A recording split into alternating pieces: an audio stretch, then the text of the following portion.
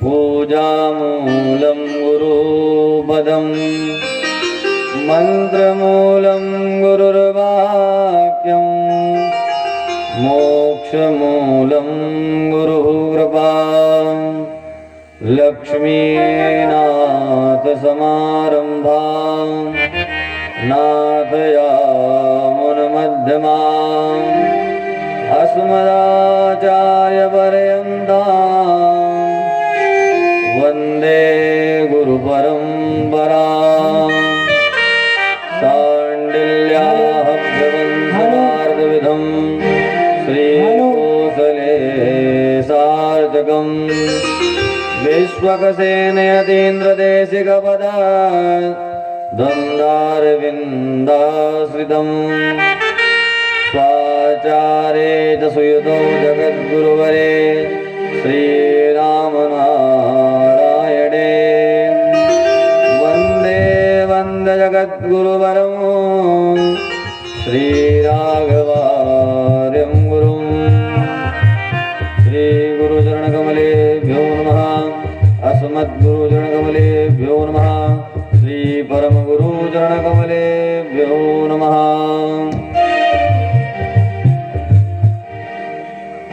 भगवान देवादिदेव महादेव की असीम अनुकंपा कृपा प्रसाद स्वरूप हम सभी धर्मानुरागी भक्तों को इतना सुंदर और दिव्य आयोजन जो प्राप्त हो रहा है महाराज श्री के द्वारा, इसी से हमारा भाग्य जो है वह उज्जवल होगा, क्योंकि कलिकाल में धर्म करने का अवसर मिल जाए मानो भगवान की प्राप्ति हो गई। यही कलिकाल में समझना चाहिए, क्योंकि कलिकाल में अनायास सारे कर्म करने का तो अवसर मिल सकता है, लेकिन धर्म करने का अवसर जब प्राप्त होता है तो वह किसी पूज्य विप्र संत या जो भी भगवान के कृपा प्रसाद स्वरूप हमें प्राप्त होते हैं, उन्हीं के द्वारा सत्य का मार्गदर्शन होने पर ही भगवान की कृपा, भगवान की कथा और भगवान के गुणानुवाद का शुभ अवसर हमें प्राप्त होता है। आपके भी ग्राम को बड़ा ही सुंदर अवसर प्राप्त हुआ है महाराज जी के द्वारा, तो आप सभी भक्तों को इसमें खूब गोते लगाने हैं। क्यों? क्योंकि भागवत जो है वह अमृत रूपी कलश से भी बढ़कर है। शास्त्रों में कहा गया कि वह अमृत आपको मुक्त करेगा, अमर करेगा, यह निश्चित नहीं है, क्योंकि वह अमृत कुछ समय के लिए ही आपको अमृत प्रदान कर सकता है, लेकिन जो भागवत रूपी कथा का अमृत है यह आपको जीवन पर्यंत के लिए अमृत का काम करेगा। तो आप सभी का कार्य सिर्फ इतना है कि आइए और भगवान की कथा को श्रवण करिए। आप सभी लोग आए और अपने जीवन को कल्याणमय बनाएं। आइए अपनी मति और गति को सुधारने हेतु, मति माने हमारा मन और गति जो आगे भगवान की कृपा से हमें प्राप्त होगी। अगर अच्छे कर्म करेंगे तो अच्छी गति प्राप्त होगी, और कर्म अच्छे ना हुए तो गति भी नहीं प्राप्त होने वाली।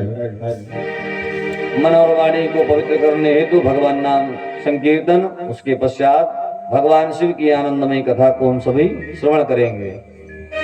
सीताराम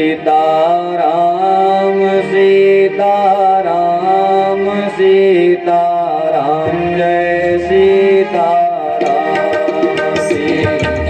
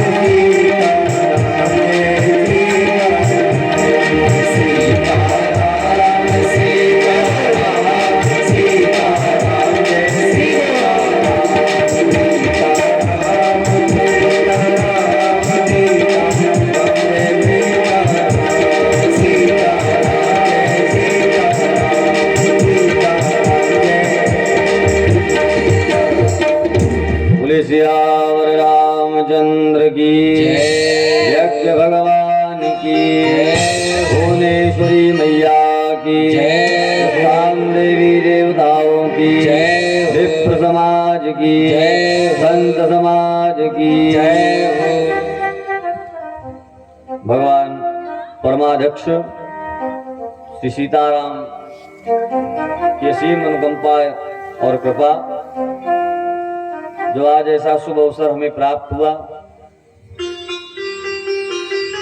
जब भी कोई कथा का प्रवेश हुआ संसार के कल्याण हेतु तो वह सदैव नैमिष क्षेत्र से ही प्रारंभ हुआ, चाहे वह कितने ही प्राण कोई का न हो।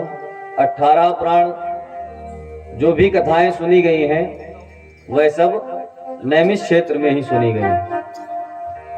उसी प्रकार जब भगवान द्वापर की लीला कर कर अपने लोक को चले गए तो ऋषियों ने सोचा कि अब कलिकाल आने वाला है। कलिकाल में अभी तक तो भगवान हमारी रक्षा करते थे, हम भगवान की छत्र छाया में रहते थे, लेकिन कलिकाल में क्या होगा? कलिकाल में तो भगवान सबसे बाद में ही आएंगे और जैसे जैसे तप, ज्ञान, वैराग्य ये सब शून्य होता जाएगा तो मात्र संसार में क्या होगा? अधर्म की आवृत्ति बढ़ती जाएगी। ऋषियों ने सोचा जब समय ऐसा होगा तो समय अनुकूल प्राणी कैसे होंगे? प्राणी भी वैसे ही होते चले जाएंगे। कैसे? जो वेद मार्ग को नहीं मानेंगे। धर्म के आचरण करने में लोग अपने आप को छोटा मानने लग जाएंगे, लेकिन अधर्म के आचरण करने में कभी कोई संकोच नहीं करेगा। जब ऐसे प्राणी उत्पन्न होंगे तो उन प्राणियों का कल्याण कैसे होगा? लोगों का मन भगवत चरणों में कैसे लगे? क्यों? क्योंकि ना तो कोई विप्र की मानेगा और ना कोई संतों की ही मानेगा, और उल्टा क्या होगा? लोग इन्हीं का अपमान करने लग जाएंगे। ऐसा कलयुग हावी हो जाएगा प्राणी पर, क्योंकि कलिकाल में जो प्राणी उत्पन्न होंगे वह कैसे होंगे? भगवंत कथा न रुचेगी जिन्हें, और नहीं शास्त्र की बात पे ध्यान धरेंगे। ओ पढ़ के अंग्रेज कहाएंगे साहब, होटल में मद मदिरा पान करेंगे।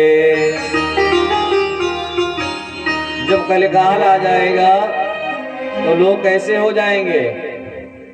जिन्हें भगवान की ना तो कथा रुचेगी और ना शास्त्र की बातें। आज कलिकाल में भी क्या होता है? यही होता है, और हमें इसको देखने के लिए कहीं बाहर भी नहीं जाना है, अपने घर में ही देख लेना है। आज घर पर जब बड़े बूढ़े कोई बात अपने बच्चों को या नवयुवकों को समझाते हैं तो लोग क्या कह देते हैं? कह देते हैं पिताजी आपका समय चला गया। हम कौन हैं? हम नवयुग में पैदा हुए हैं, मॉडर्न जमाने की संतान हैं। हमारे जमाने में यह चलता है वह चलता है। आपके जमाने में फोन नहीं चलता था, आपके जमाने में क्या धोती कुर्ता पहनकर आप रहते थे, हमारे जमाने में जींस टी शर्ट चलने लगे। तो नाना प्रकार से अपनी बात को समझाने का प्रयास कर देंगे, लेकिन आपकी बात मानने का एक बार भी विचार नहीं करेंगे। यही कलिकाल हम पर हावी हो रहा है।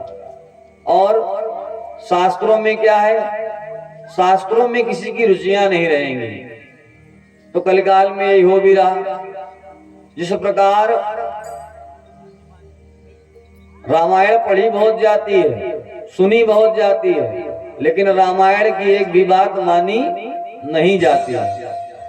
अगर रामायण की एक बात का भी अनुसरण कर लो, श्रवण कर कर उसे समझ लो, तो जीवन में जो धक्के खा रहे हैं ये धक्के खाने नहीं पड़ेंगे। क्योंकि हम जिसे नहीं देख सकते उसे पुरातन काल में ऋषियों ने पहले से ही देख लिया था। जिसके कारण ही ये सारे शास्त्र बने। और शास्त्रों में भी देखिए सबसे पहला नंबर वेद का आता है। अगर शास्त्रों की बात करें तो हमारे जितने भी शास्त्र हैं उनमें सबसे पहले वेद आता है। वेद के बाद श्रुतियां आती हैं, फिर स्मृतियों का नंबर आता है और चौथे चरण में पुराणों का नंबर आता है। लेकिन फिर भी अगर प्राणी को मोक्ष मिलना हो या भगवान की प्राप्ति करनी हो तो वह कौन कराता है? चौथा नंबर ही कराता है। और अगर ऐसा ना होता तो वेद ही सबको मुक्त कर देता। तो ऐसा नहीं कि वेद पढ़ लिया तो मुक्त हो जाओगे, श्रुति पढ़ ली तो मुक्त हो जाओगे, स्मृतियां भी पढ़ लोगे तो भी मुक्त होने वाले नहीं हो। क्योंकि जब तक भगवान के चरणों में अनुरक्ति नहीं लगेगी, दासत्व भाव नहीं जागेगा, तब तक आपकी मुक्ति होने वाली नहीं है। इसीलिए पुराणों को सर्वश्रेष्ठ कहा गया और पुराणों को इसी मंतव्य से बनाया भी गया। क्योंकि वेद सबके लिए सरल नहीं था। वेद वही पढ़ सकता है जो संस्कृत और व्याकरण को जानता हो। श्रुतियां भी उसी को समझ में आएंगी जो व्याकरण जानता हो, और जो स्मृतियां हैं वो भी उन्हीं को समझ में आएंगी जो वेद और श्रुति को जानता हो। लेकिन पुराण में क्या है? पुराण जन जन को समझ में आ सकती है, क्योंकि यहाँ पर क्या है? श्लोकबद्ध व्याख्या है। इसलिए इन पुराणों का उद्घोषण किया गया। उसी प्रकार कलिकाल में क्या है? जब नारद जी अनेकों लोकों में भ्रमण करते हुए मृत्युलोक में जब आए, और जब मृत्युलोक में आए तो उन्हें कहीं पर भी शांति न मिली। कहाँ नहीं गए नारद जी? काशी गए, हरिद्वार गए, उत्तराखंड भी गए, सब जगह भ्रमण किया, अनेकों अनेक तीर्थों में गए। लेकिन जब वृंदावन पहुंचे तभी जाकर उनको शांति प्राप्त हुई। क्योंकि भक्त का मन किसमें रमता है? भक्ति में। और नारद जी जब वृंदावन पहुंचे तो उन्होंने क्या देखा? जैसा भागवत जी में सुनाया महाराज जी ने कि भक्ति महारानी रो रही थी। तो भक्ति महारानी जब रो रही थी तो नारद जी ने पूछा कि हे देवी आप क्यों रो रही हैं? तो भक्ति महारानी कहने लगी, अब आपको हम अपना कष्ट कैसे बताएं? क्यों? जिस माता के एक ही संतान हो वह तो अत्यंत प्रिय होती है। भक्ति महारानी की 2 संतानें थी, और सबसे ज्यादा संतान से लगाव माता को ही होता, क्योंकि कुपुत्रो जायेत क्वचिदपि माता न कुमाता भवति। पुत्र को पुत्र हो सकता है लेकिन माता कभी कुमाता नहीं हो सकती। तो अपने पुत्रों का दुख देखकर माता रो रही थी। तो नारद जी ने पूछा कि महारानी आप क्यों रो रही हैं? क्या दुख का कारण है? और ये दोनों जो वृद्ध आपके अगल बगल बैठे हैं कौन हैं? तो महारानी भक्ति यही कह रही हैं कि क्या बताएं महाराज, कलयुग में भी यही हो रहा है। ये समझो कि कलयुग की घटना ही है, वो है, कहीं और की नहीं है। भक्ति महारानी इसीलिए रो रही हैं कि भक्ति तो आज सब में है, कौन भक्ति नहीं करता। लोग 9 दिन व्रत रखते हैं और 10वें दिन ऐसे मधुशाला में खड़े हो जाते हैं जैसे लगता है जेल से छूटे हो। बोले 9 दिन तो खूब पूजा कर ली, अब जो है पूजा से निवृत्ति हो गई। क्यों? क्योंकि भाव ये नहीं था कि उस पूजा से हमारा कल्याण हो जाए। भाव तो ये था कि 9 दुर्गा बने हुए 9 दिन के व्रत रह लेंगे, माता रानी कृपा कर देंगी। अरे तुम्हारे ऐसे व्रत से कोई कृपा नहीं होने वाली, क्योंकि व्रत क्या है? व्रत का सबसे बड़ा नियम यही है कि जो चीज आपको अत्यंत प्रिय हो उसका त्याग कर देना ही व्रत है। व्रत का मतलब ये नहीं होता कि यहाँ सारा दिन उपवास रख लिया, दूध फल स्वल्पाहार में जो कुछ आता है बोले फलाहारी खा लेंगे, व्रत हो गया। इससे भगवान संतुष्ट होने वाले नहीं हैं। भगवान तो केवल भाव से ही भक्त के संतुष्ट हो जाते हैं। क्योंकि अगर कहीं कोई नियम होता ना कि भगवान भक्त को ऐसे मिलते, तो प्रहलाद जी कभी भी भगवान को ना पा पाते। प्रहलाद जी जब वन में गए तो क्या रोली चंदन चावल लेकर गए थे? कुछ नहीं लेकर गए थे, केवल वह शब्द रूपी ब्रह्म को ढूंढने निकल गए थे। अर्थात उन्हें यह भी ज्ञान नहीं था कि हमें किसकी पूजा करनी है, उनके पास जाना है, उनको भी नहीं जानते थे। लेकिन भाव यह था कि जब तक भगवान नहीं मिल जाएंगे तब तक रुकेंगे नहीं। नारद जी आए, नारद जी ने कहा भी अरे प्रहलाद, कहां भक्ति के चक्कर में पड़े हो? यही ध्रुव जी से भी कहा कि क्यों भक्ति करने के चक्कर में पड़े हो, जाओ और अपने राज्य में चले जाओ, अभी तुम बहुत छोटे हो। लेकिन ध्रुव जी ने भी यही कहा कि भगवान को छोड़कर अब हमें कुछ पाना नहीं है। तो जब तक मन में भाव यह दृढ़ ना हो जाए कि हाँ हम जहां पर हैं, जैसे कि कथा सुनने आए हो, कलिकाल में बहुत सारी कथाएं हम लोग सुनते हैं, लेकिन सोचो एक आदमी महापापी पिशाच धुंधकारी, वह भागवत जी से तर गया, लेकिन हम लोगों में से कोई आज तक तरा नहीं तरा, क्योंकि कभी भावना यह हुई नहीं कि इस भागवत को सुन लेने मात्र से हमारे सारे पाप नष्ट हो जाएंगे और भगवान हमारा कल्याण कर देंगे। हमने क्या सोचा, मन में जब भी कथा सुनने का भाव बना तो यही बना, चलो भागवत हो रही सुन लेते हैं चल के, कुछ ना कुछ धर्म का काम हो जाएगा महाराज। और उसी प्रकार आज भी हमें मोक्ष नहीं प्राप्त होता, क्योंकि कभी ऐसी भावना बन ही नहीं पाती कि हाँ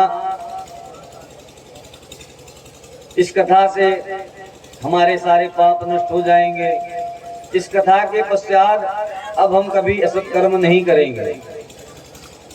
विभीषण और बाली में मात्र एक ही अंतर था, नहीं बाली बलवान भी बहुत था और ऐसा नहीं कि धर्मी ही था, धर्मवान भी था। मृत सैया पर पड़ा फिर भी भगवान को प्रणाम ही किया, भगवान का नाम ही लिया, शत्रु कह के संबोधन नहीं किया। यही पूछा कि भगवान है नाथ, ऐसे क्यों मार दिया मुझे? क्यों? क्योंकि धर्मवान था। अगर अधर्मी होता तो क्या कहता, अरे तुमने हमको कैसे पीट दिया, कैसे मार दिया? लेकिन क्या कहा, नाथ, नाथ पहले लगा दिया, क्योंकि उसे पता था भगवान ही है। क्योंकि बाली भी ब्रह्मा जी का पुत्र था, कोई हल्का फुल्का बलवान थोड़ी ना था।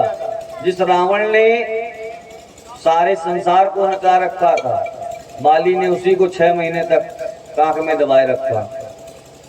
तो उसी प्रकार क्या है कि बाली और विभीषण में सिर्फ मात्र एक अंतर था कि विभीषण ने जब भगवान की शरणागति कर ली तो उसके पश्चात कोई अपराध विभीषण से नहीं बना, इसलिए भगवान ने विभीषण के सारे अपराधों को क्षमा कर दिया। क्योंकि भगवान अपने भक्त से बड़ा प्रेम करते हैं, भगवान कभी अपने भक्तों को कोई कष्ट नहीं प्रदान करते हैं।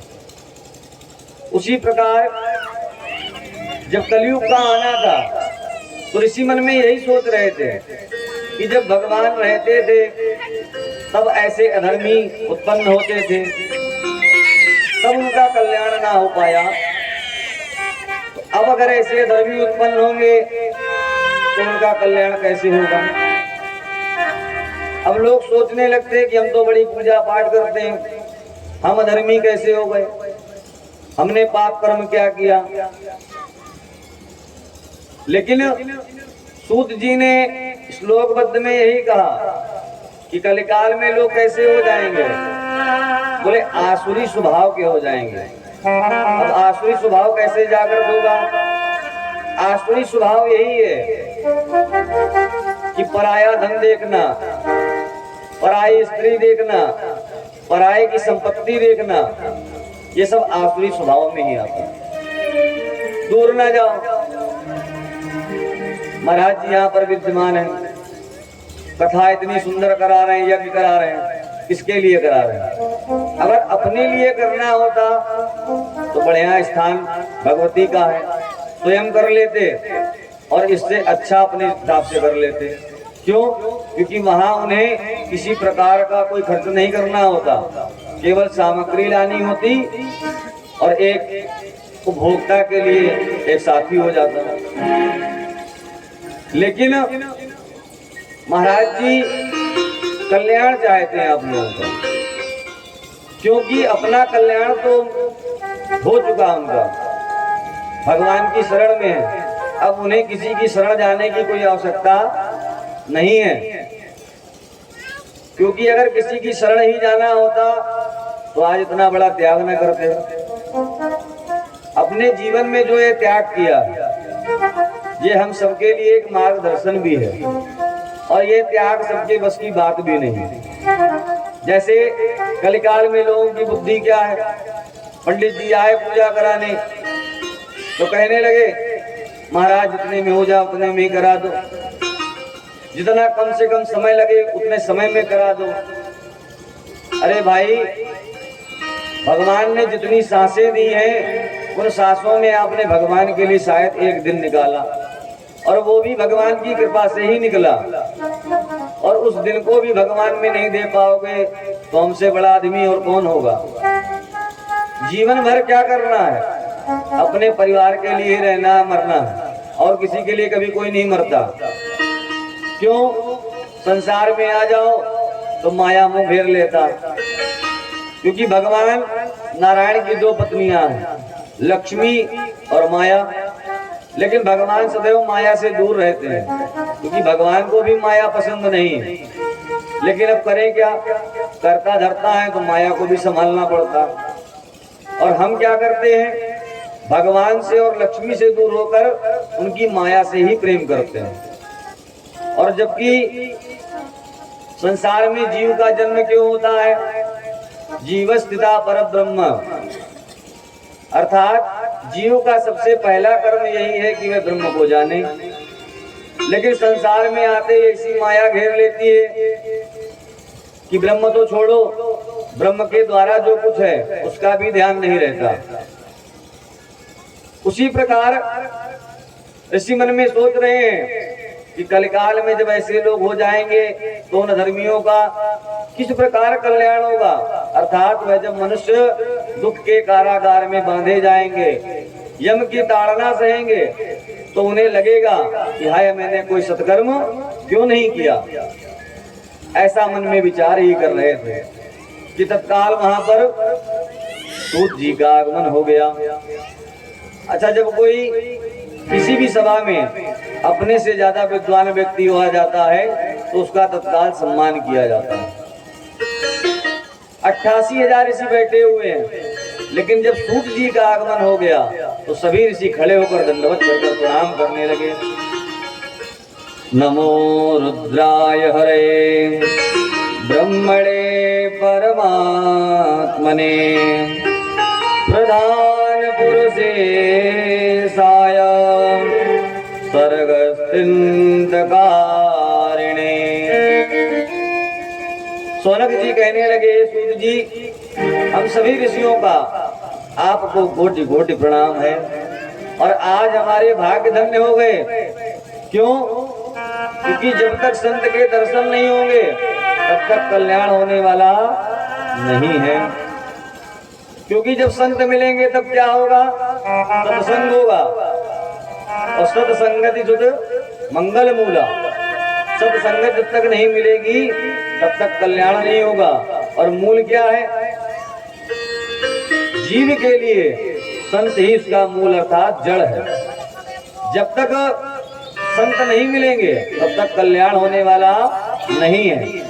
और किसी भी आप भक्त का चरित्र उठा लीजिए, जब तक उसे नारद जी नहीं मिले तब तक उसका कल्याण नहीं हुआ।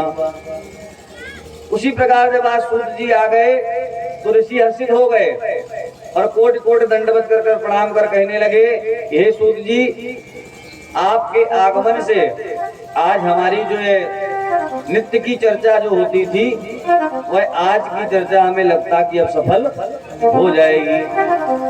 क्योंकि जब तक मार्गदर्शन करने वाला हमारे समक्ष नहीं होगा, कितना भी ज्ञान हो, जैसे अगर आप लो तो एक विद्यालय को ले लो, अगर वहां टीचर ना हो तो लाख पुस्तकें रखी हो, सब व्यर्थ ही तो हैं।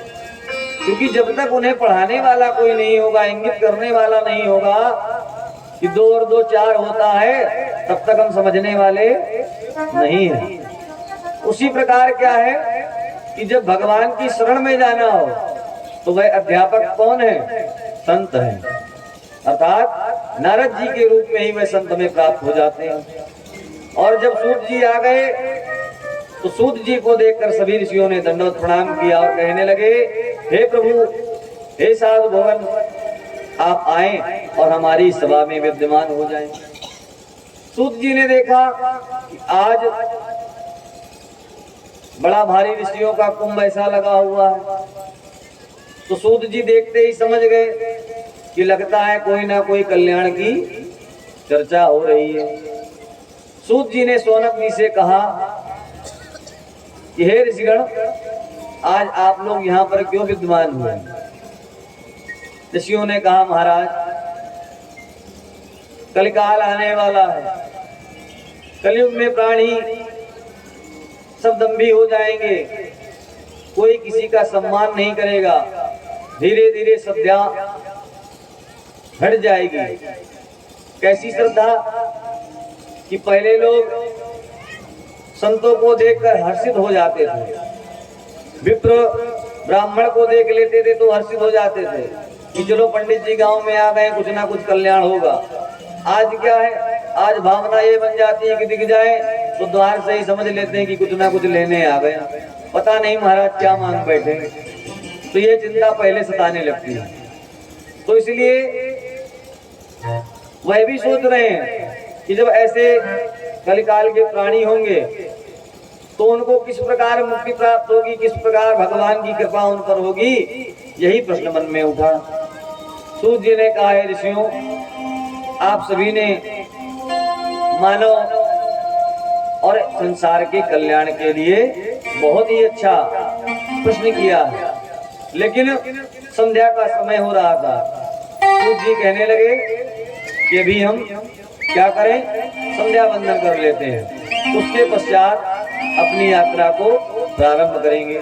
सभी ऋषियों ने मिलकर सूत जी के साथ संध्या वंदन किया। नित्य क्रिया करने के पश्चात सूत जी को उचित आसन दिया गया और आसन देकर व्यास रूप में सूत जी का पूजन किया और पूजन कर कहने लगे कि भगवान, अब जो इतना सुंदर अवसर प्राप्त हो रहा है वह ऐसे नहीं बीतना चाहिए।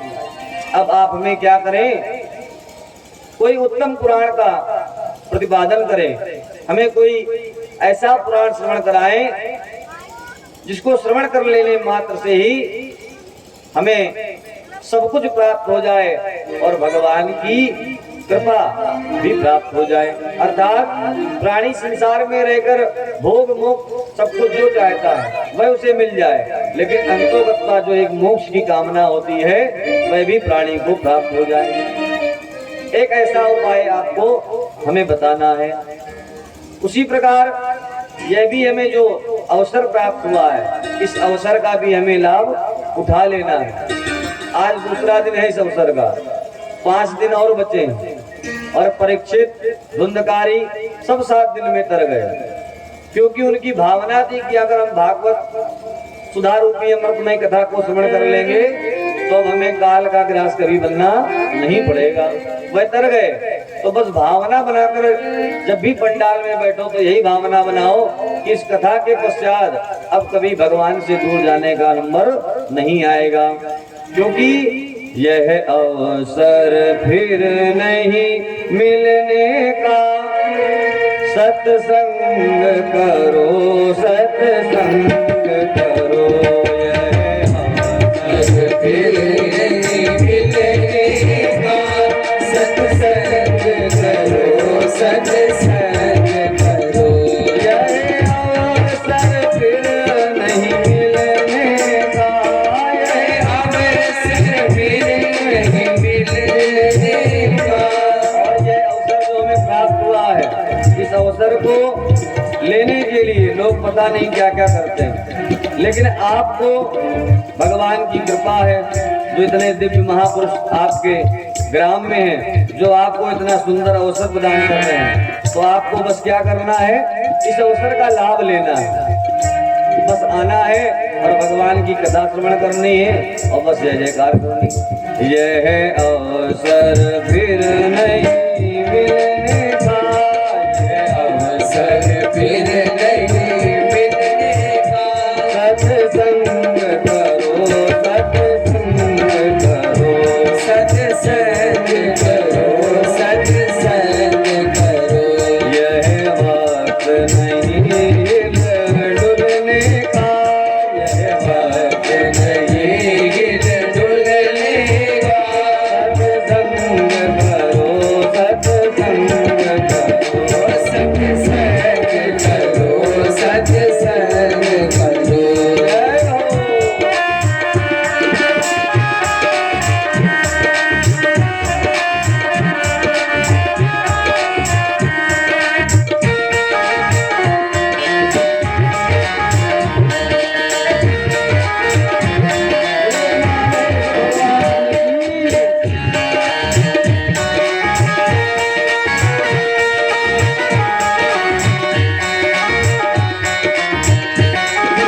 सारी दुनिया ठुकरावे, चाहे सारी दुनिया ठुकरावे, चाहे धन संपत्ति सब लुट जावे, चाहे धन संपत्ति सब लुट जावे। भक्त का भाव ये है, चाहे सारी दुनिया ठुकरावे। क्यों? क्योंकि दुनिया आपके संग तभी तक है जब तक जेब में धन है, नहीं तो कोई काम आने वाला नहीं। जो परम हितैषी हो कभी संसार में सोच लेना।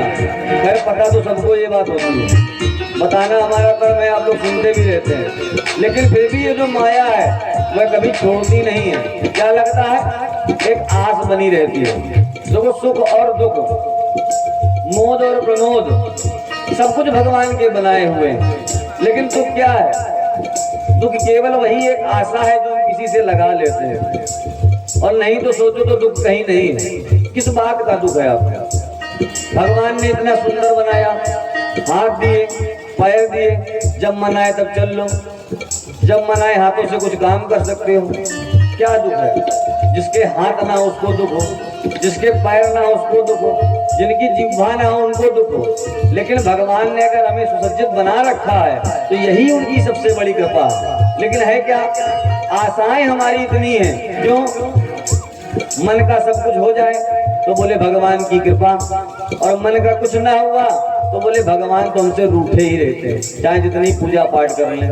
तो ऐसा कुछ नहीं है, ये आशाएं ही हैं जो इस संसार से बंधन को जोड़ती हैं, और इन आशाओं में डूबे डूबे ही हम क्या करते हैं, नरकगामी हो जाते हैं। तो इसलिए अगर आशा नहीं होगी तो कभी निराशा नहीं होगी। केवल भगवान का सत्संग करो, चाहे सारी दुनिया ठुकरावे, चाहे सारी दुनिया ठुकरावे, चाहे धन संपत्ति सब लुट जावे, चाहे धन संपत्ति सब लुट जावे, चाहे थाली लोटा बिक जावे, चाहे थाली लोटा बिक जावे। अब इसमें ये भी न सोचना कि सब कुछ छोड़कर महाराज कह रहे हैं सत्संग करो केवल, तो संगी खाने को दे जाएगा। तो देखो है क्या, जब सत्संग कर लोगे तो इन थाली लोटा की आवश्यकता ही नहीं पड़ेगी। क्यों? ध्रुव जी ने सत्संग किया तो क्या हुआ, 36,000 वर्ष का राज्य भगवान ने प्रदान किया था। कहने लगे जाओ ध्रुव 36,000 वर्ष तुम राज्य करो, भगवान मिल गए। तो बस क्या है, भगवान को पाओ, और जब भगवान को पालोगे तो भैया ना थाली लोटा की चिंता होगी ना कुछ, क्योंकि उसे किस बात की चिंता जिसे तेरा सहारा है, और उसे क्या गम मेरे भगवंतु जिसका प्राण प्यारा। अर्थात भगवान से केवल प्रीत लगाओ। यह अवसर फिर नहीं मिलने का, यह अवसर फिर नहीं मिलने का। सत्संग करो, सत्संग करो, सत्संग करो, सत्संग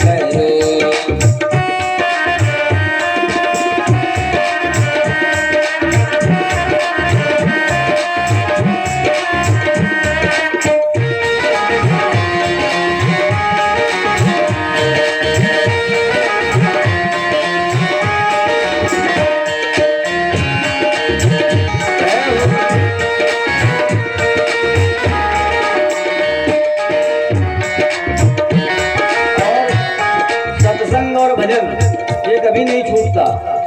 ये केवल क्या होता है कि हमारी मानसिकता होती है, बोले बीमार है महाराज, कथा में नहीं आ पाएंगे। अरे बीमार हो, अभी दवा खाई है, अभी कोई कह दे 50 लाख रुपए वहां मिलना है तो तत्काल बीमारी ठीक हो जाएगी, तत्काल चल लो। अरे पैसा मिलना, रुक जाओ, नहीं देगा नहीं, पहुंच जाओगे, तब बीमारी कहाँ गई, छूट गई। क्योंकि क्या है, वहां पर आशा बंधी है, 50 लाख आ जाएंगे तो एक कार हो जाएगी, और हो सकता है विवाह ना हुआ तो सोचने लगो विवाह भी हो जाएगा, इतना धन आ जाएगा। और क्या करेंगे, बोले अगर समाज में कोई इज्जत नहीं देता तो 50 लाख लेकर जब कार से निकलेंगे ना तो सब लोग केवल क्या कहेंगे, अरे प्रधान जी जा रहे हैं, देखो सम्मान बहुत देंगे, सब लोग नमस्ते ठोकेंगे। तो आशा तो बनाओ, क्योंकि जब भगवान के साथी बन जाएंगे ना तो क्या होगा, बोले पूरा संसार तुम्हारी जय जयकार करेगा। आज क्या है, ध्रुव जी, प्रहलाद जी, अगर इन्होंने भगवान की भक्ति ना करी होती तो क्या भागवत में इनका चरित्र आता, हम लोग इनके भजन गाते, द्रौपदी की कोई कथाएं सुनता। ये सब क्या है, ये सब उसी का प्रताप है कि भगवान से केवल प्रीत बना लो, क्योंकि भगवान से प्रीत बनने के पश्चात कोई समस्या रहने वाली नहीं है। चाहे तन में अधिक बीमारी हो, चाहे तन में अधिक बीमारी हो, प्रतिकूल चले नरनारी हो, प्रतिकूल चले नहीं बात हमारी हो, भाई नहीं बात हमारी हो। गीतकार ये भी कहता है, भाव उसका यही है कि अगर मन में बात नहीं समझ में आ रही है कि हाँ सत्संग से ही सब कुछ हो जाएगा, लेकिन फिर भी क्या करना है, मोक्ष तो लेना ही लेना है, मोक्ष की कामना हर प्राणी को है, तो करना क्या है, सत्संग करो, सत्संग करो, यह अवसर फिर नहीं मिलने का, सत्संग करो, सत्संग करो, यह वक्त नहीं लड़ने का, सत्संग करो, सत्संग करो।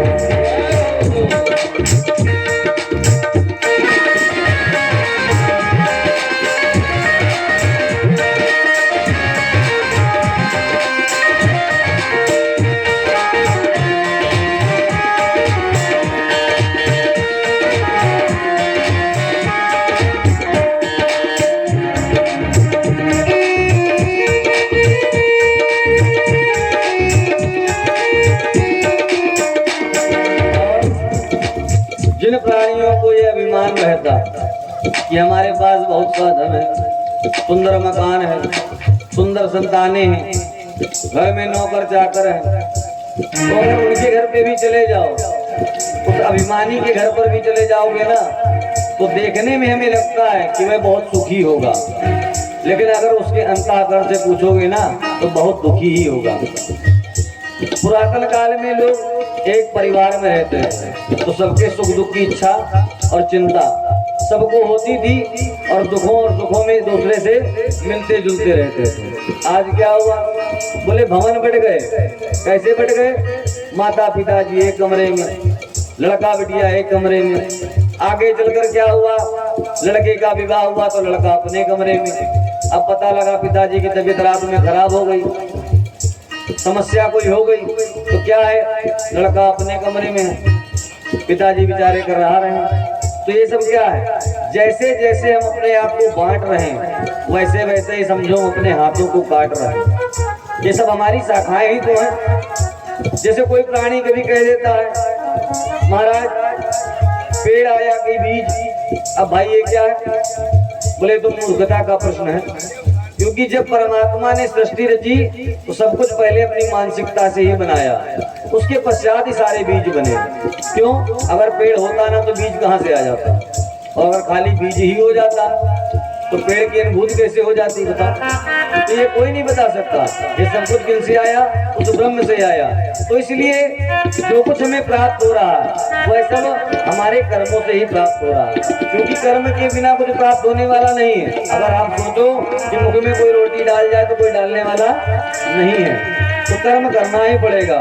चाहे सुख संपत्ति के अभिमानी, सुख संपत्ति के अभिमानी, कर लो अचवन बहते पानी, लो अगवन बहते पानी, यह 4 दिनों की मेहमानी, यह 4 दिनों की मेहमानी।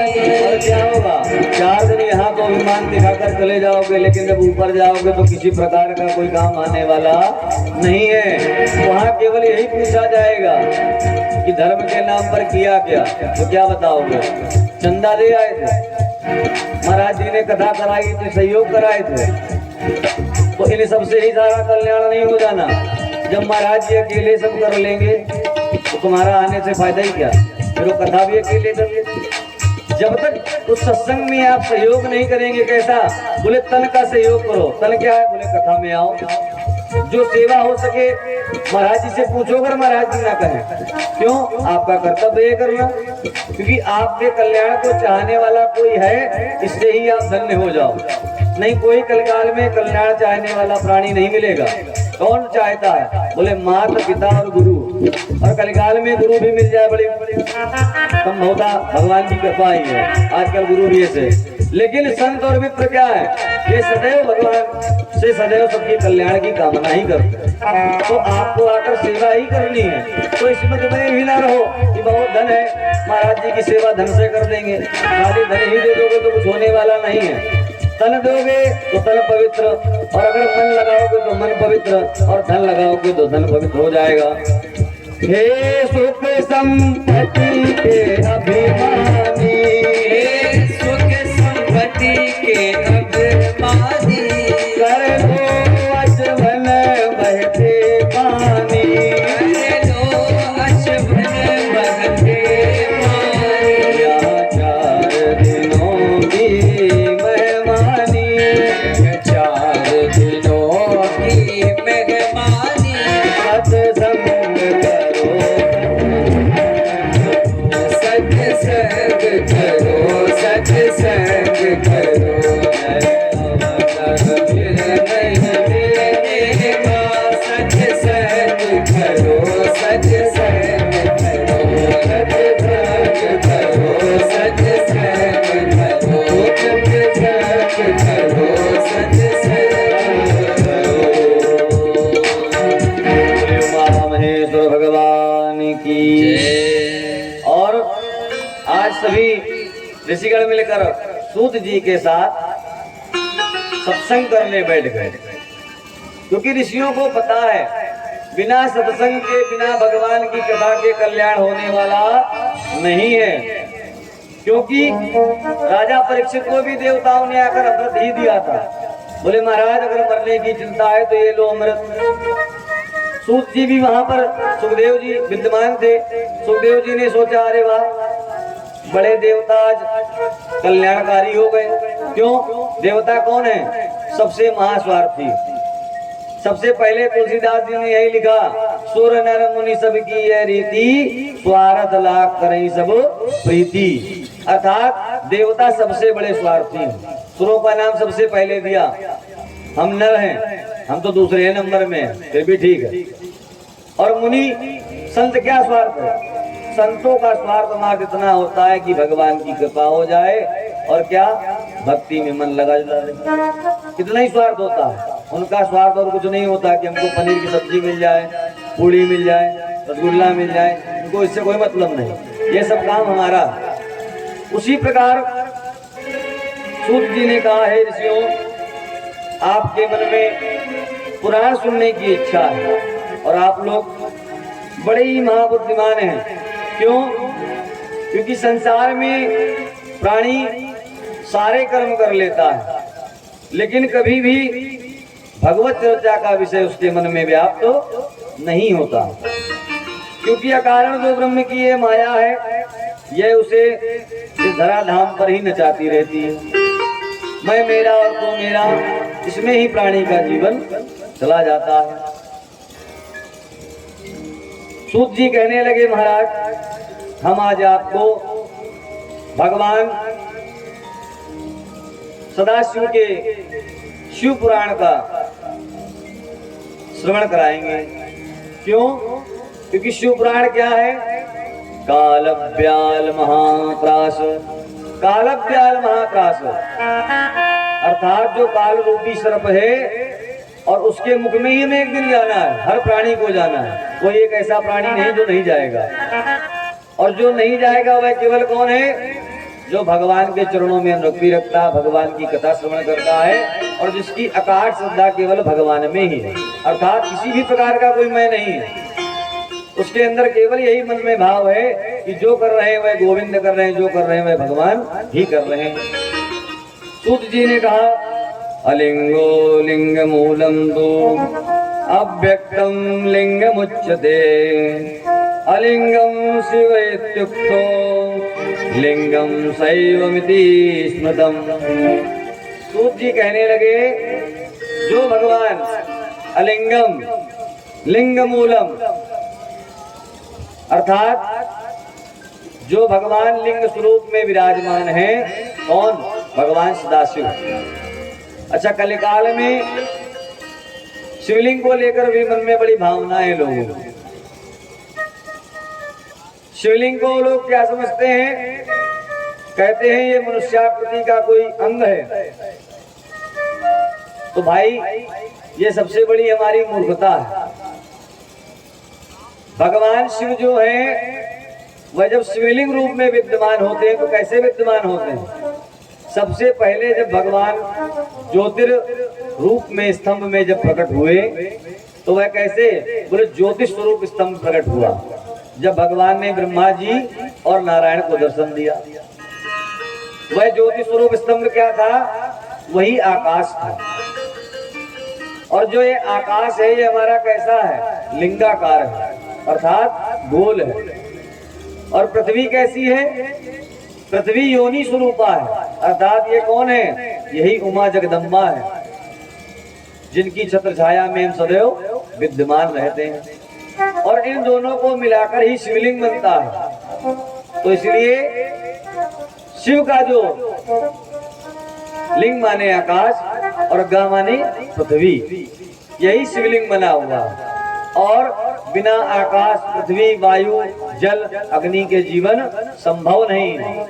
क्योंकि जो कुछ हमें प्राप्त होता है वह कहाँ से प्राप्त होता है? पृथ्वी हमें अनाज देती है। अगर आकाश से वर्षा ना हो तो अच्छी फसल होने वाली नहीं है। लोग पुरातन काल में बड़ी बड़ी यज्ञ करते थे कि वर्षा हो जाए, हमारे खेतों में हरियाली आ जाए, इसीलिए किया जाता है। और जो कुछ हम अग्निदेव को देते हैं वह सब कुछ हमें आकाश मार्ग से प्राप्त हो जाता है। यही भगवान की कृपा, इसी से समझ में आता है। और यही जो पंच तत्व हैं, इन्हीं से सब कुछ समाहित है और इन्हीं में एक दिन सब कुछ मिल जाएगा। सूत जी कहने लगे हे ऋषियों, भगवान जो निर्गुण स्वरूप ब्रह्म है और वही शिव कौन है? सगुण रूप में भी है। और जो भगवान क्या उत्तम पुराण ये शिव पुराण है, इसको मैंने सबसे पूर्व अपने गुरु जी से सुना। किससे? व्यास जी से। सूत जी व्यास जी के शिष्य हैं। और जब हमारे गुरु जी ने इस पुराण को हमें सुनाया था तब इस पुराण में कितने श्लोक थे? कहने लगे 1 लाख श्लोक थे। लेकिन जब भगवान स्वयं अवतरित हुए द्वैपायन व्यास के रूप में, तो उन्होंने क्या किया? उन्होंने हर पुराणों को संक्षिप्त में कर दिया।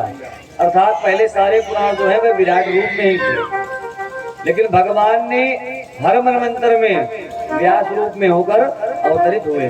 28 मनवंतर होते हैं कुल, और उन मनवंतरों में हर बार व्यास जी भी अलग अलग होते हैं। जैसे हमारे में भी द्वैपायन व्यास जी चल रहे हैं। अब जब ये कलिकाल कई बार आकर खत्म हो जाएगा, जब ब्रह्मा जी का एक दिन बीतेगा, जब कल बदल जाएगा, तो इंद्र भी अलग हो जाएंगे, ब्रह्मा जी भी अलग हो जाएंगे, सब कुछ बदल जाएगा। और फिर भगवान व्यास के रूप में अवतरित होंगे और पुनः जो वेदों की पुराणों की रचनाएं फिर से होंगी। ये सब कुछ सृष्टि का नियम है। उसी प्रकार सूत जी कहने लगे ये उत्तम शिव पुराण जो है ये पहले 1,00,000 श्लोक थे, इसमें 12 संहिताएं थी, लेकिन जब व्यास जी ने इसे अपने अनुकूल किया तो क्या किया, इसे संक्षिप्त रूप में किया और संक्षिप्त रूप में कितना कर दिया, 24,000 श्लोकों वाला ये उत्तम शिव पुराण कर दिया और 7 संहिताएं इसमें प्रदान करी। कौन कौन सी?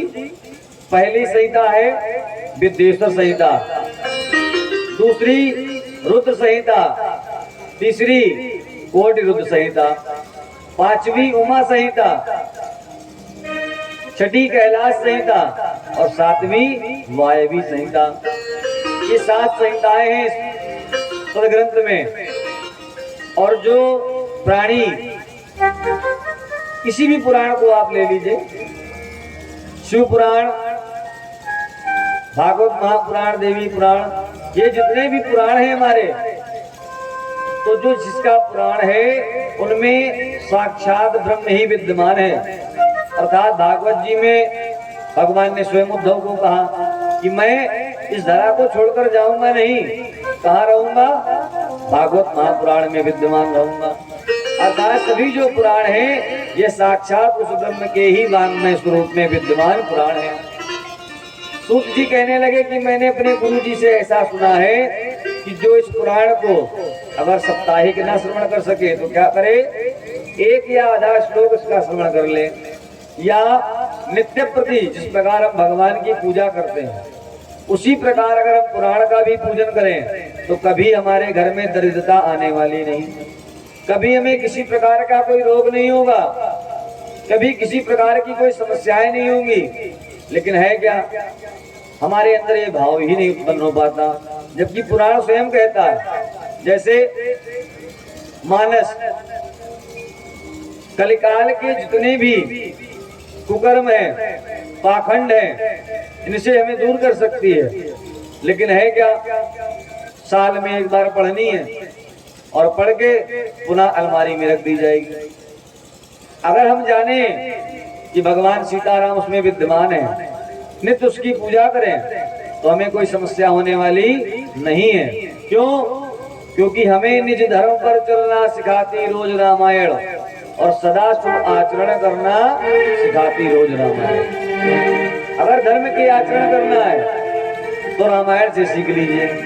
और कलिकाल में है क्या, कलिकाल में अगर प्राणी को मोक्ष चाहिए तो सबसे बड़ा साधन एक ही है, और वह क्या है, जो कलिकाल की सर्वश्रेष्ठ कथा कही जाती है, हर काम में लगाओ, सत्यनारायण कथा। जब तक प्राणी सत्य नहीं बोलेगा, कलिकाल में सत्य को नहीं जानने लगेगा, तब तक उसका उद्धार होने वाला नहीं है। क्योंकि भगवान को जो प्रिय होता है भगवान उसी को धारण करते हैं। भगवान ऐसे नहीं हर किसी को धारण कर ले। भगवान को लक्ष्मी जी बहुत प्रिय तो लक्ष्मी नारायण कहलाते हैं। भगवान को भजन बड़ा भक्त के मन से प्रिय है, भक्त के भजन से प्रसन्न हो जाते हैं। जैसे नारद जी भजन करते रहते हैं श्रीमन नारायण नारायण, तो क्या भजमन नारायण भी उनका नाम है, बद्री नारायण भी वही है। ये सब भक्तों के ही नाम दिए हुए हैं। तो भगवान उसी को धारण करते हैं जो उन्हें सबसे ज्यादा प्रिय होता है। और कलिकाल में क्या है, सत्य का ही लोप हुआ है। जब तक सत्य का प्राणी धारण नहीं करेंगे तब तक कल्याण होने वाला नहीं है। उसी प्रकार सूत जी ने कहा कि ऋषियों, एक समय जिस प्रकार आपने हमसे प्रश्न किया है उसी प्रकार एक समय नारद जी अनेका लोकों में भ्रमण करते हुए कहाँ पहुंचे, वृंदावन में पहुंचे। और वहां पर जाकर जब देखा भक्ति महारानी रो रही, ज्ञान वैराग्य शून्य हो गए, अर्थात सुदृढ़ नहीं हो पा रहे हैं, बुढ़े हो गए, वृद्ध हो गए। तो नारद जी को देखकर लगा कि अरे मृत्यु लोक में तो धर्म बहुत हो रहा है, कलिकाल में देखो कितनी कथाएं हो रही हैं, कितने पूजा पाठ हो रहे हैं, बड़ी बड़ी यज्ञ हो रही, लेकिन फिर भी प्राणी का मन पवित्र नहीं हो रहा। क्यों? क्योंकि प्राणी का मन पवित्र करने का साधन मात्र क्या है, वह भगवान की कथा। और कथा भी कैसी होनी चाहिए, शास्त्र सम्मत होनी चाहिए। कथा का नियम भी है कथा में कभी भी किसी ऐसे गए नत्थु कह दे की कथा भी नहीं कह देनी चाहिए कि किसी के भी उठा के चरित्र कोई सुनाने लग जाओ। कथा में सदैव उन भक्तों की ही कथा कहनी चाहिए। अर्थात आप कोई उदाहरण दो तो भक्त का ही दो, क्योंकि भगवान अपने भक्त को सबसे अत्यधिक प्रेम करते हैं। उसी प्रकार कथा भी कथा ही होनी चाहिए, किसी प्रकार की उसमें कोई व्यथा नहीं होनी चाहिए। और जो प्राणी कथा श्रवण करे उसे भी दृढ़ हो जाना चाहिए। नारद जी ने जब मृतलोक का ये हाल देखा कि अनेक धर्म हो रहे हैं, सब कुछ हो रहे हैं, तो भक्ति महारानी से कहने लगे कि अरे देवी, पूजन पाठ तो बहुत हो रहा है, कितनी भक्ति हो रही है। तो भक्ति महारानी कहने लगी, महाराज ये जितनी भी भक्ति हो रही है ना, ये सब कैसी हो रही है? ये सब भाव से नहीं हो रही है, केवल दिखावा हो रहा है। अच्छा, आज की भक्ति ऐसी होती भी है। किसी ने छोटी पूजा घर में कराई तो पड़ोसी क्या सोचता है, हम इससे बड़ी पूजा कराएंगे, और केवल दिखावे में ही रह जाता है। उसी प्रकार हम कभी अपने घर में कोई धार्मिक कर्म करने चले तो क्या कितने लोगों को इकट्ठा कर लेते हैं कि उनकी सेवा में ही लगे रहते हैं, भगवान का तो नंबर ही नहीं आता। क्यों? इससे ही सोच लो, सत्यनारायण भगवान की कथा घर में कराओ, दुनिया भर को बुलावा चला जाएगा कि मैं घर में कथा, लेकिन एक बार भी भगवान को बुलावा नहीं जाएगा कि भगवान आज आप हमारे घर आ जाना, हम आपकी कथा सुनने जा रहे हैं। और जबकि कल्याण किनके आने से होना है? भगवान के आने से होना है। लोगों के आ जाने से कल्याण नहीं होगा।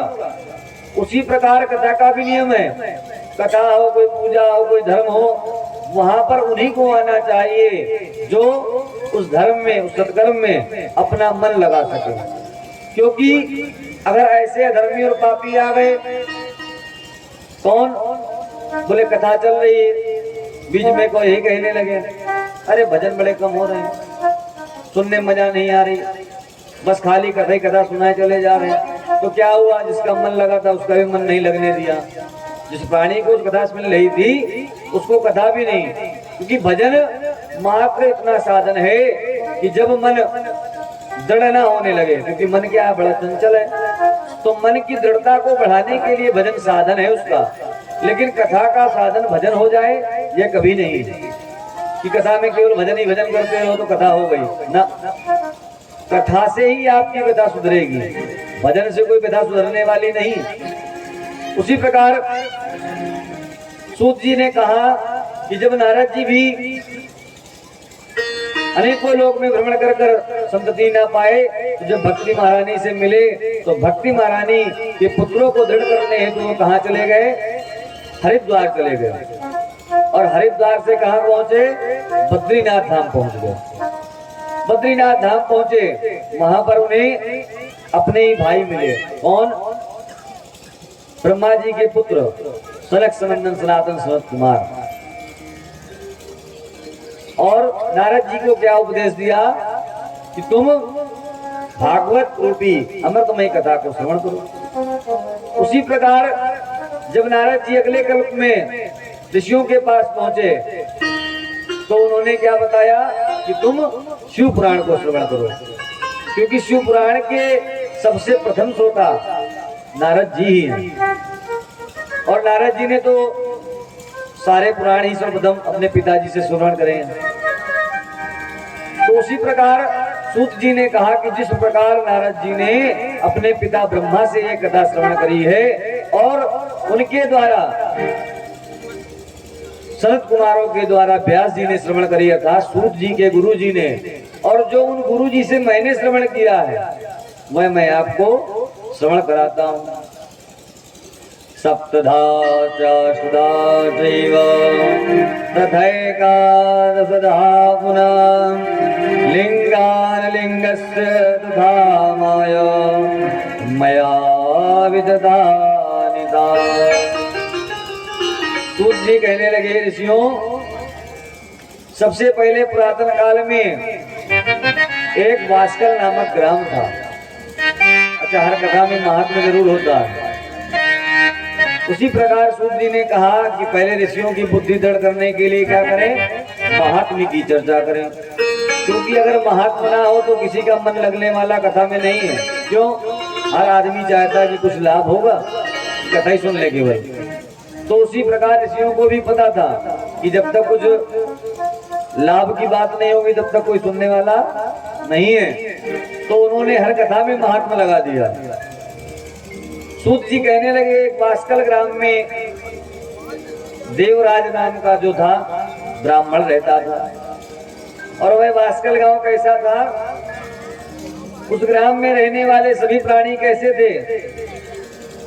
उस ग्राम में रहने वाले प्राणी सब अधर्मी ही थे। अर्थात न कभी भगवान की पूजा होती उस ग्राम में, ना भगवान का भजन होता। और अगर गलती से कोई संत या विप्र आ जाए तो वहां के जो जीव थे वह उनका भी निरादर कर देते थे, जिसके कारण कभी कल्याण का मार्ग किसी को प्राप्त नहीं हुआ। और वह ब्राह्मण भी उन्हीं की संगति में रहकर दुराचारी हो गया, वेद को भूल गया, धर्म को ना मानने लगा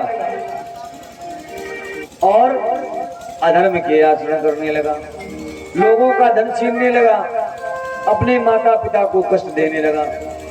होते करते कुछ समय बीता। कुछ समय बीत जाने के पश्चात क्या हुआ कि एक दिन वह ब्राह्मण ग्राम के तालाब की ओर गया। उस तालाब में क्या देखा कि एक शोभावती नाम की वैश्या उस तालाब में स्नान कर रही थी। और जब स्नान कर कर वे तालाब से बाहर आई तो उसके रूप को देखकर वह ब्राह्मण मोहित हो गया और सोचने लगा कि अगर मेरा विवाह इस वैश्या से हो जाए तो कितना सुंदर जीवन रहेगा। क्यों? घर में कोई मेरा भी साथी हो जाएगा, वार्तालाप होगी, मैं भी सुखों का उपभोग करूंगा। क्योंकि वह जैसा अपने ग्राम में देखता था, लोगों ने कभी कोई पूजा पाठ करते तो उसको देखा नहीं, ना कभी किसी को अपने माता पिता की सेवा करते हुए देखा। सबको क्या देखा कि सबके सब काम वासना में ही पीड़ित थे। इसीलिए उस गांव का नाम भी वास्कल ही पड़ा, अर्थात वासना से जो ग्रसित हो। और ब्राह्मण ने क्या किया कि वैश्या से विवाह कर लिया। और विवाह करने के पश्चात उस वैश्या के संग में रहने लगा, अपना जीवन यापन करने लगा। और होते करते कुछ पश्चात मदिरा पान करने लगा, जुआनी बन गया। और एक दिन क्या किया कि अपने ही माता पिता को मारकर सारा धन लेकर वैश्या को दे दिया। और वैश्या को देकर एक नगर में चला गया।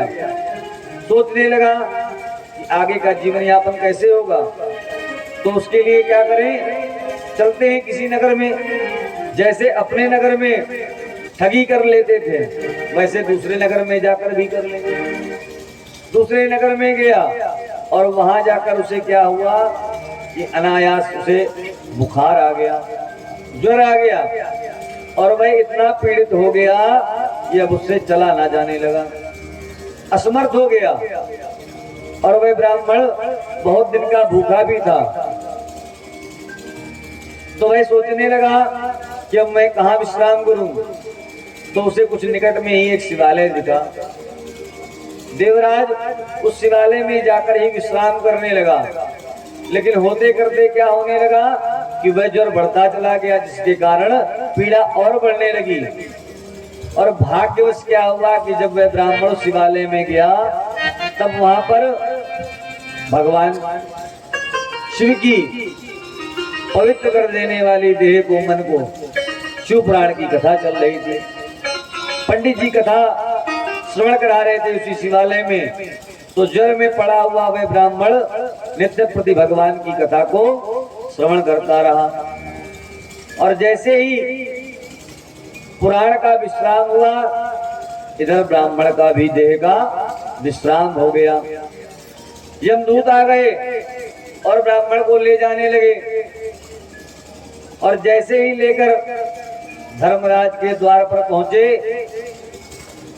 तब तक क्या हुआ कि भगवान शिव के लोक से पार्षद आ गए और उन्होंने यमराज के दूतों को ताड़ना देना आरंभ कर दिया। डांटने लगे, कहने लगे, अरे इसे तुम कहां लेकर जा रहे हो? दूतों ने कहा, महाराज इसके जैसा कोई आदमी हो सकता है क्या? क्यों? इसने अपने जीवन काल में तो कोई सत्कर्म किया नहीं, लेकिन जिस जननी ने इसको जाया अर्थात जिस माता ने इसको संसार में लाया, इसने उसकी भी हत्या कर दी और अपने पिता की भी हत्या कर दी, तो इसके जैसा आदमी और कौन हो सकता है?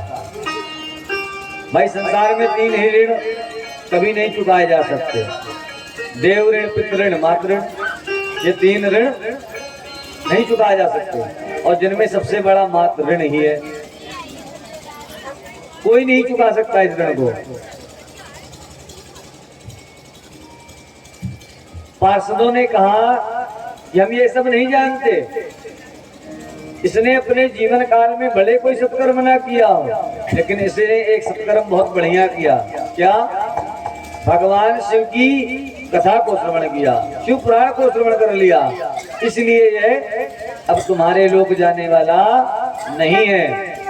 और भगवान शिव के पार्षदों ने यमदूतों को ताड़ना देकर उस देवराज को छीन लिया और छीनकर भगवान शिव के लोक को प्रस्थान कर गए। और जैसे ही भगवान शिव के लोक को वह प्रस्थान हुआ और जब वहां पहुंचा तो जैसे ही कैलाश की चमक दमक देखी तो उसका सारा मोह भंग हो गया और कैलाश की धरा पर पहुंचते ही वह दिव्य रूप धारण कर लिया। और जैसे ही पार्षदों ने भगवान शिव के समक्ष देवराज को उपस्थित किया तो भगवान के चरणों में गिर पड़ा और कहने लगा कि प्रभु, सत्य कहते हैं वे भक्त कि न जाने भगवान कौन से गुण पर नीच जाए और कैसे कृपा कर दें, यह किसी को नहीं पता। देवराज ब्राह्मण जो आज तक कभी किसी के सामने नतमस्तक नहीं हुआ, वह कह रहा है, मुझे दास बना कर रख लेना भगवान तू अपने चरणों में, मुझे दास बना कर रख लेना भगवान तू अपने चरणों में, भगवान तू अपने चरणों में, भगवान तू अपने चरणों में, भगवान तू अपने चरणों में, मुझे दास बना कर रख लेना भगवान तू अपने चरणों में, मुझे दास बना कर रख लेना भगवान तू अपने चरणों में।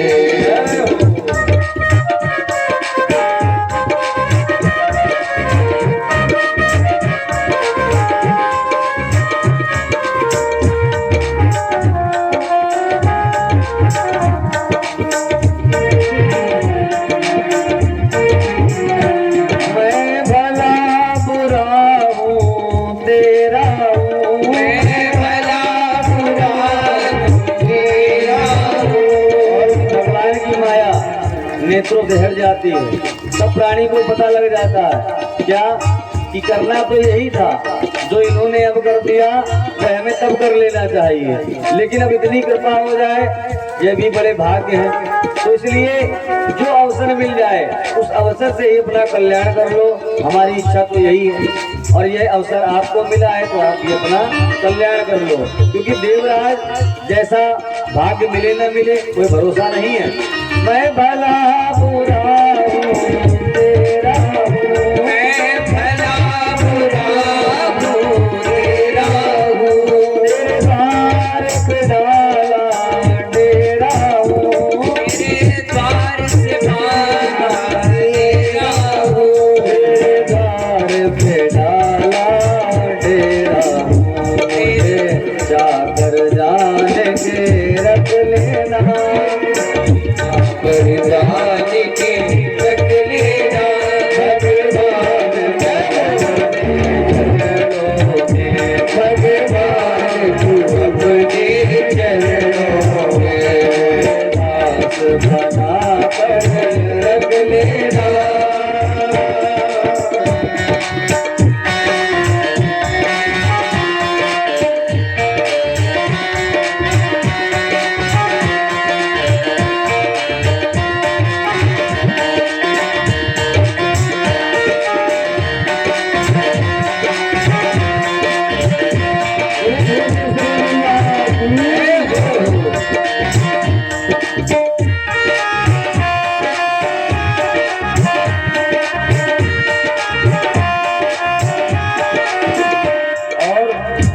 लोगों के मन में भी यही भावना बनानी है कि जब देवराज जैसा पापी तर सकता है तो हम जैसा अधम तो तर ही सकता है भगवान। जब अधम से अधम उतारा है, जब अधम से अधम से अधम उतारा है, जब अधम से अधम उतारा है, उसमें ही नाम हमारा है, उसमें ही नाम हमारा है, उसमें ही नाम हमारा है, उसमें ही नाम हमारा है। और भगवान भक्त को भगवान से यही कहना है क्या कि अगर ना बहुत बड़ा भक्त मान पाना तो क्या समझ लेना, अरे कोई चाकर जान लेना, अपने द्वारपाल बना लेना, और वह भी ना मान पाना तो जैसे कभी कभी माता पिता के ऊपर भी बच्चा कभी बोझ बन जाता है। क्यों? बोले दुर्बुद्धि हो गया, कार्य अच्छे ना करने लगा, पढ़ाई लिखाई ना करी तो क्या हुआ। ऐसे बालक का जीवन भर माता पिता पोषण करते हैं, लेकिन वही बालक अपने माता पिता का जीवन पोषण जीवन भर नहीं कर सकता। क्यों? क्योंकि यही कलिकाल का प्रभाव है। लेकिन भगवान हमारा सदैव पालन पोषण करते हैं। तो क्या कहना है? मुझे भार समझ कर रख लेना, भार समझ कर रख लेना, भगवान तू अपने भगवान तू अपने चरणों में दास बना कर रख लेना, भगवान तू अपने चरणों में, सिया राम तू अपने चरणों में, सिया राम तू अपने चरणों में, भोलानाथ तू अपने चरणों में, भोलानाथ तू अपने चरणों में, दीनानाथ तू अपने चरणों में, दीनानाथ तू अपने चरणों में, सिया राम तू अपने चरणों में, भगवान तू अपने चरणों में, भगवान तू अपने चरणों बोले उमा महेश्वर भगवान की। हो। और आज की कथा को इसी महात्म्य के साथ विश्राम करते हैं। कल सभी लोग समय से आए क्योंकि कार्यकाल बहुत बड़ा है। प्रातः काल यज्ञ की भी व्यवस्था है, महाराज जी की कथा की भी व्यवस्था है, और महाराज जी को सब अकेले ही देखना है। तो आप लोगों से बस हमारी यही इच्छा है कि संपूर्ण अपना सहयोग प्रदान करें। इस प्रकार आप करते आ रहे हैं, करते रहेंगे। क्यों? आपका कल्याण हो, बस यही सबकी कामना है, और कोई कामना आपसे किसी को नहीं है। ठीक? बोले भुवनेश्वरी मैया की जय हो। बोली बाकी बिहारी लाल की जय हो। हो भी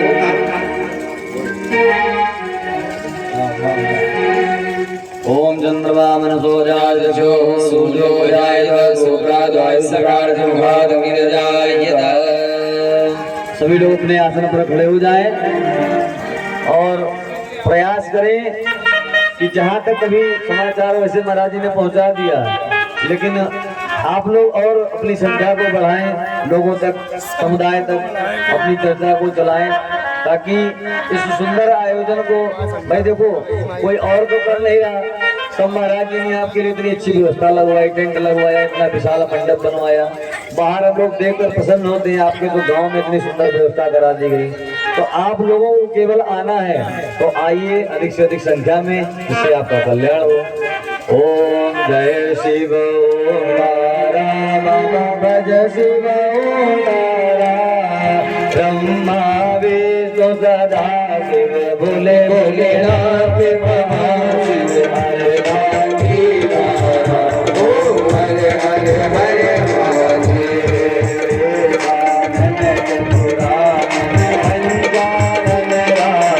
बाबा पंचानन राधे, शासन गरुड़ासन भगवान राधे। ओ हरे हरे हरे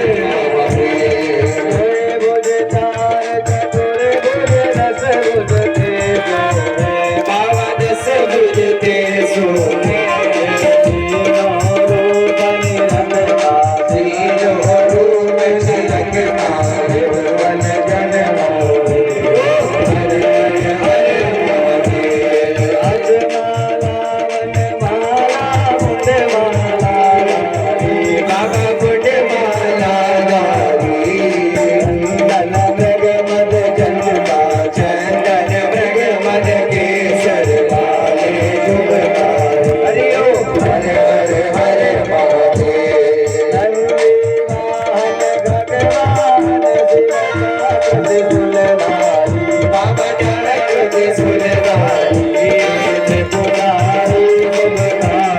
सिद्धकारी शुभकारी परमधारी हरे हरे हरे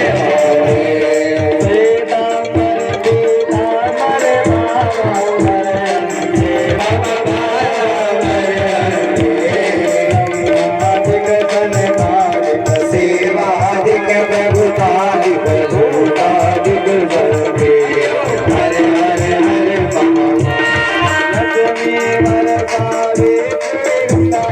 पार्वती गंगे बाबा पार्वती संगे हरे आसन पर बाबा के आसन पर हरे हरे हरे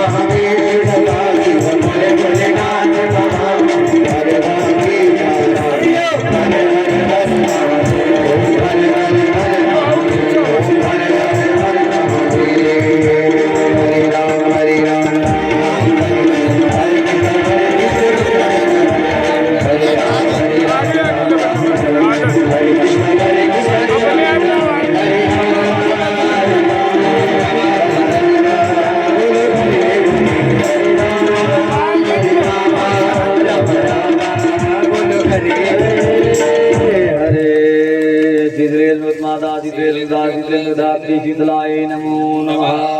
धर्म की अधर्म का गाड़ियों में भावना हो सब लोग खड़े हो, थोड़ा जोर जोर लगा लो। अभी घर जाकर भोजन पानी पाना है, बहुत कुछ लोग पा के भी आए हो। सभी लोग भगवान की जयकार लगाओ। धर्म की अधर्म का गाड़ियों में विश्व का गौ माता की गौ हत्या संत समाज की विप्र समाज की वैदिक धर्म की हिंदू धर्म की अपने अपने माता पिता की सदगुरुदेव भगवान की ब्रह्म समाज की नमः पार्वती हर हर महादेव।